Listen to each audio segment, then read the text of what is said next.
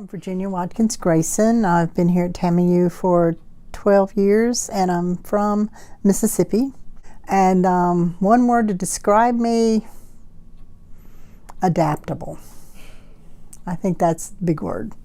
I was not diagnosed with rheumatoid arthritis, crippling rheumatoid arthritis, until after I had already gotten the job at the law firm. So I really didn't need any type of accommodations, and to be perfectly honest, I don't think I was mindful of the fact that of accommodations for people. It's only since I've had that I've become mindful, and when I go to places, is there a ramp to go up? When I do get out and walk, is there a ramp to go up? Because I can't do stairs at all. So is there a ramp to go up the stair, go up into the building or not? So I'm more mindful of the ramifications of anyone with a disability.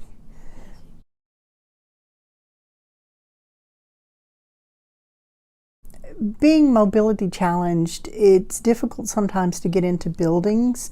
We do have the hand plates where it'll open doors, but sometimes those doors don't open. Or sometimes the wind is so strong in a particular area because of the way the building is made, it won't allow the door to open. Not really. No, not really, because I found that, well, most of my colleagues, some of them have disabilities also, depending on what their disability is, but I have no problem. I have a scooter, I can get around on campus. I did get HR required a note from my doctor that I needed this, so I have it. It's in my record, so I can scoot around on campus anywhere that I need to.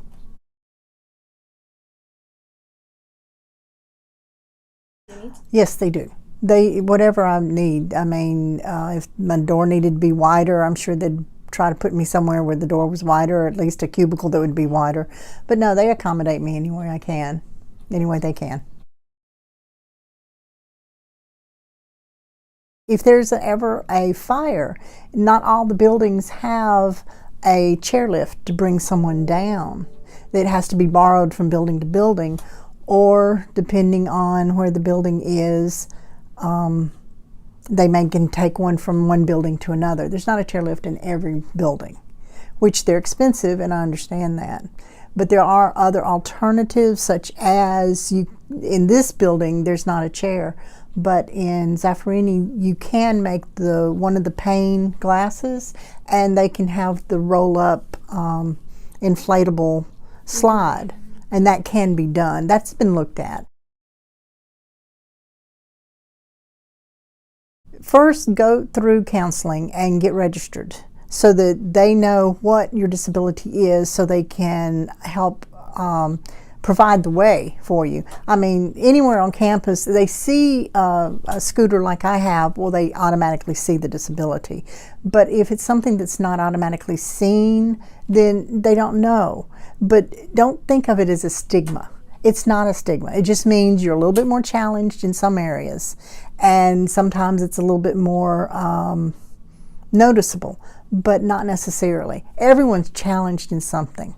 So don't be afraid of the challenge. Take it and own it and go with it.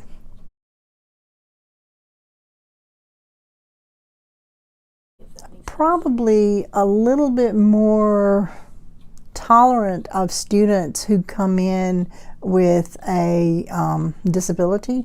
You don't realize when you get a form from counseling service and you're going, oh, okay, you have to, but you don't really realize until you have one what that means for that person. Because for that person, it's generally normal to have that disability. Like, it's normal for me now. I can't walk down the stairs. I can't go that far. But it's normal for me. And you don't understand that normal. Because for y'all can go up and down the stairs. You know, that's not a problem. So you're not as tolerant. Most people with disabilities don't really want a sympathy. They're just like anyone else. It's just we happen to have something that you see that we might need a little bit more help.